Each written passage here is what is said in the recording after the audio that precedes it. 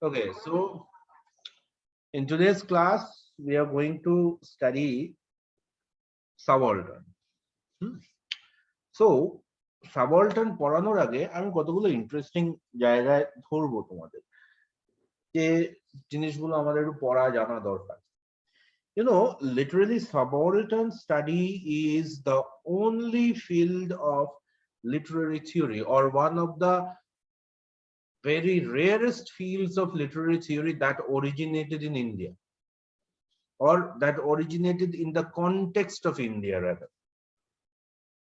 In the post-independence era, people like Ranajit Guho, people like uh, I'd say আরো যদি নাম বলা যায় তাহলে Gyanendra Pandey, people like Sumit Shikdar, they were thinking about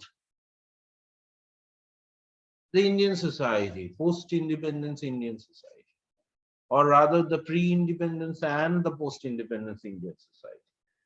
And then they thought that a bunch of people, literally their condition didn't change.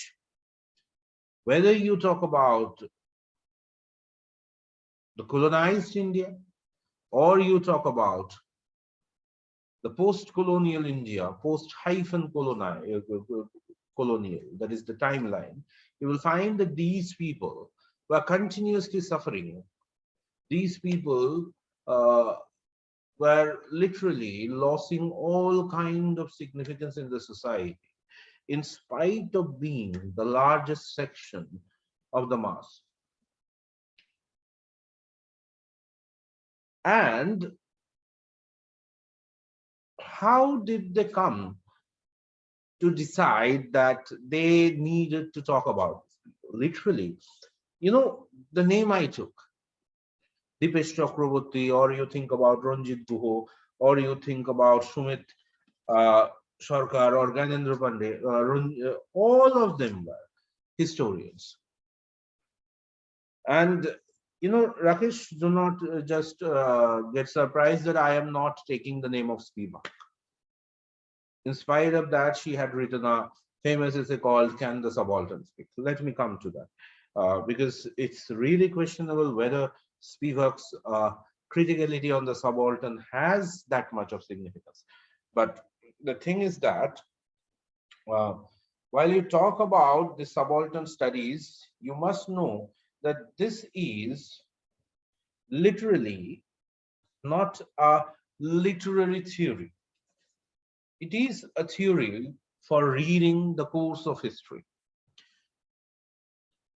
And the course of history from the perspective of the common, the public, the subaltern.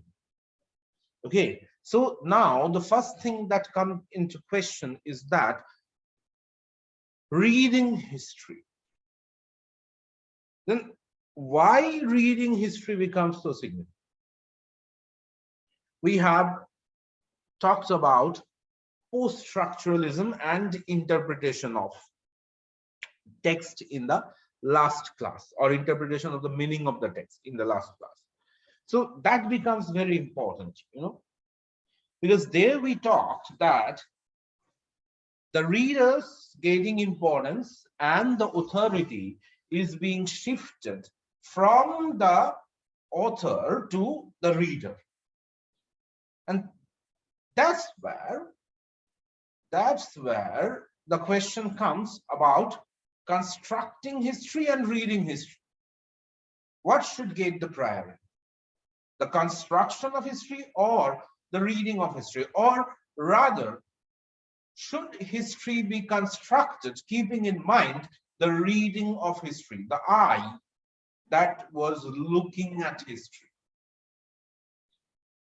সেই জায়গা থেকে দাঁড়িয়ে, these people were saying that if you look at Indian history, the very first thing, even in spite of the fact that these people were all staying in London, they had no connection with the so-called Indian mass, but they suddenly started thinking that looking at history from the perspective of the common mass is very important. Because in history book, we generally talk about the leaders, the kings, the rulers, and about their achievement. But then history becomes a partial narrative of individuals. It then becomes utterly failure regarding the description of the time and the society, because the larger section of the society is the mass of whom we do not speak in history books. তাহলে এবার একটু জানতে হয় যে how history is then constructed. What is history? Why history is getting accused of that? সেই প্রশ্নটা খুঁজতে গেলে আমরা একটু যদি জেনিওলজিক্যালি ব্যাকগ্রাউন্ডে যাই, একটা একটা করে প্রশ্ন পেছনে যাই, তাহলে আমরা প্রথম যার কথা বলি বা যার কথা দিয়ে শুরু করব তার নাম হচ্ছে Hayden White. Hayden White wrote an essay. Essayটার নাম কি? The value of narrativity in the representation of reality. And history কে আমরা কি বলি? Narratives that represents the reality. তার মানে বুঝতেই পারছো, Hayden White's essay speaks about writing history. And when he was speaking about writing history, he said that there are three types of narratives. While the author tries to narrate the reality. So what are the three types? The annals, the chronicles, and history. So what are the annals? The annals are only descriptions of dates. Annal কোনগুলো? যেখানে খালি date বলা হচ্ছে, যেখানে কেবলমাত্র দিন দেওয়া আছে এবং সেই দিনে কি হয়েছিল সেইটুকু দেওয়া আছে। 9th of November 9/11 this happened, ঠিক আছে, নাকি ওটা ছিল 11th of September?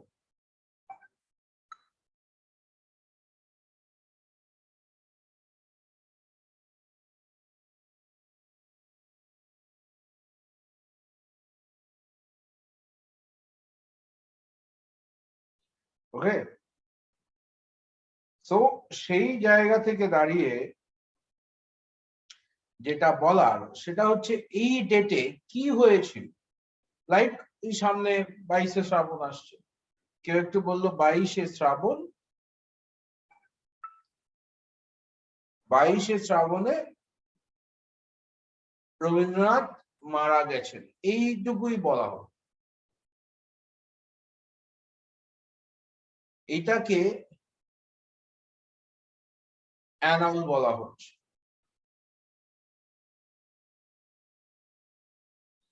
অর্থাৎ যেখানে you only get the date and the only mention of the event.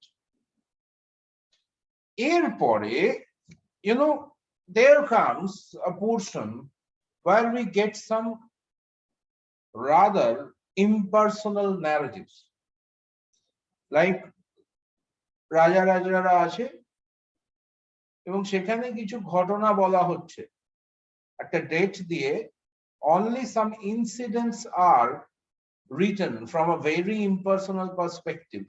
কি কি ঘটেছে খালি সেইটুকু বলা আছে, the effect of the incident is ignored. তার এফেক্ট কি কি হয়েছে সেই জিনিসগুলো কিন্তু কিছু বলা নেই। দ্যাট ইজ সেটাকে কোনো সেটা মানে যে ঘটনাগুলো ঘটলো, whether they are good, whether they are bad, whether they affected the country, whether they did the otherwise এইরকম কিছু কিন্তু বলার নেই। ঠিক আছে, এখন এর পরবর্তীকালে আমরা দেখছি that একটা ইভলিউশন যখন হচ্ছে when the throne is being influenced by religion এর মতো একটা complex social structure, when it is very much influencing the throne, তারপরে আমরা এক ধরনের ন্যারেটিভ দেখছি যেখানে কিন্তু ওই ক্রনিকলের থেকে আরেক ধাপ এগিয়ে obviously the clerics of the court are literally trying to pose every incident in favor of the ruler.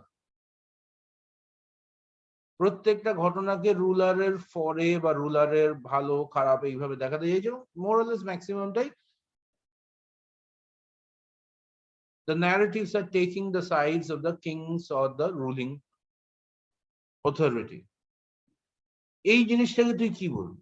When there comes a question of whether it is good or bad, then this is called the question of morality.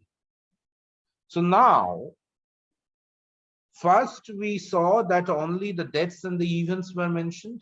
Then the events were narrated, but very impersonally, without judging the good or the bad. Eventটাকে আরেকটু elaborately বলা হয়েছে। And then there comes the question of taking sides, narrating from a perspective of either good or bad or something like that, a moral perspective, that is moralization of narratives. This is what Hayden White called history. The first one is called annals and the impersonal narrative is called chronicle. And when the chronicle is moralized, this is called history. And if you look at the historical narrative of pre-colonial India and also of the post-colonial India, you will find that in your history books, you always read about the leaders. And at times, according to the government policy, some leaders are only criticized from a positive angle and some leaders are only criticized from a negative angle. So there are the politics of narrative. And politics of narrative indulges in the play of morality. It tries to moralize the representation of reality. And that is what we call history. আমরা এইটাকে ইতিহাস বলি যখন আমরা কোনো একটা সময়কে ভালো বা খারাপ হিসেবে কাজ করি। And এই ন্যারেটিভটা যখন আমরা পাচ্ছি, Ranjit Guha and Dipesh Chakraborty are saying that these narratives are literally taking the sides of the rulers. Our history, whatever we had read in pre-colonial India or in post-colonial India, only glorifies the leader. They talk about Gandhi, they talk about Nehru, but they do not talk about thousands of people taking their sides without whom the movement would have become fruitless. They talk about Akbar, they talk about Ashoka. They only criticize the policy of the king or the sultans, but they never ever literally look from a critical angle or narrate from a critical angle how these policies had affected the individual. That's why Ranjit Guha and other subaltern critics are saying that history must be looked from the other side, from the perspective of the common man, you know? Okay. Although it began as a criticism of Indian historical narratives, literally in latter date, it had included the historical courses of the third world countries. Okay. And now, if we look at the term subaltern, we see that subaltern, the word itself, is very much an interesting word, because before the 1700s, the word subordinate were used for the serfs and peasants in England. And after 1700s, we find that the word subordinate came to be used to signify a lower rank in the military. However, this word became very famous when Antonio Gramsci started using it. You know, I talked about Gramsci's concept of hegemony when I talked about Marxism with you people, and how Gramsci was talking about cultural hegemony as a tool of the capitalist to dominate over the laborer or the proletariat. And while he was doing so, he could not use the word proletariat or the labor class because he was in jail for being a Marxist, and whatever he used to write in a diary, they were under rigorous inspection. And therefore, in order to subvert them, he literally started using the word subaltern in place of the proletariat. কারণ জেলের লোকজন তো খুব বেশি পড়াশোনা জানতো না, ওই পুলিশদের বলে দেওয়া হয়েছিল এই ওয়ার্ড গুলো ওর লেখায় আছে কিনা দেখ। So instead of using the word proletariat, he started using subaltern, and he continued to write about them. So এখান থেকে subaltern কথাটা ইউজ হচ্ছে for the oppressed people. But again,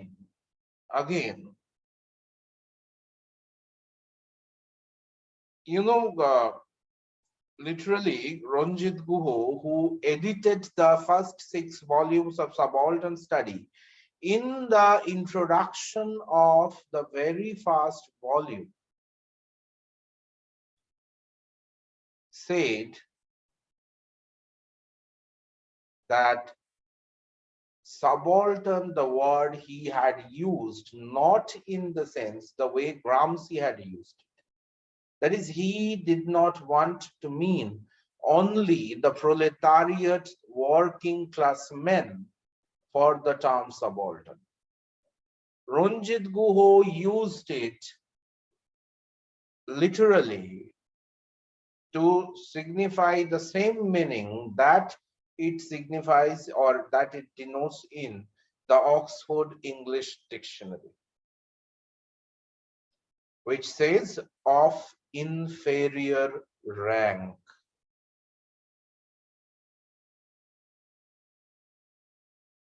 Of inferior rank. Okay, কেন এটা বলছেন উনি? Because Ranjit Guha in his later works have literally replaced the word subaltern with people. People is a gender neutral word. It doesn't only include the oppressed labor class people. It included those who were sexually oppressed, who were oppressed for their gender, even who were oppressed in a family. Everything, every group or every class oppressed, who were culturally oppressed, who were religiously oppressed. For every oppressed people, those who were in literally the disadvantageous place in the binary of hierarchy, for denoting any of them, he used the word subaltern, and he had put it against the umbrella term elite. এই এলিটের মানেটাও কিন্তু এক একটা social স্ট্রাকচারে, এক একটা social প্যাটার্নে পাল্টে যায়, ঠিক আছে? সেই কারণে সাবঅল্টার্ন শব্দটা উনি ইউজ করছেন এইভাবে। এখন if we look at the subaltern, we find that literally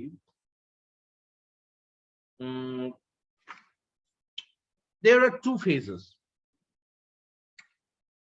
phase 1 এর মধ্যে আমরা পাচ্ছি কতগুলো জিনিস। কি পাচ্ছি? লিটারালি ফেজ 1 এ আমরা পাচ্ছি the concept of the subaltern and the concept of the elite is getting developed. Kara subaltern, Kara elite. Not only economically, from the perspective of gender, from the perspective of caste, from the perspective of sexuality, from the perspective of religion, from the perspective of position in a society, from the perspective of position in a political structure or administrative structure. Those who are in the advantageous stand are being labeled as elite by this subaltern group of historians. And they were expressing concern for the rest who were literally not in the advantageous status. And যাদেরকে নিয়ে Spivak প্রশ্ন করছেন that can the subaltern speak? তার মানে subaltern কারা? যাদের those who are the largest section in the structure, but by or rather but those who are oppressed and influenced by the smaller section with greater power. They are subaltern. Do they not shout? তারা কি তাদের এই ব্যবস্থার এগেইনস্টে বা তাদের প্রতি অত্যাচারের এগেইনস্টে কখনো চিৎকার করে না? Literally they shout, they protest. You are seeing that প্রত্যেক দিন কলকাতায় যারা চাকরি পাচ্ছে না তারা চিৎকার করছে, মিছিল করছে, পুলিশ তাদের পিটিয়ে তুলে দিচ্ছে। একদল মন্ত্রী, কজন লোক, তারা কি করছে? তারা ঠান্ডা ঘরে বসে হাওয়া খাচ্ছে আর পয়সা চুরি করছে। In this system, these people who are protesting are subaltern because no one is getting or giving any heed to their voice. No one is giving any importance to their shout. যেটাকে Spivak বলছেন যে can the subaltern speak? Because speaking involves listening. Until or unless you listen to a word, the word is not spoken. It is only sounded. It becomes a speech when you receive it and you give it a meaning. Then only it becomes a speech. So it is not spoken unless or until you listen to it and give it a meaning. You understand?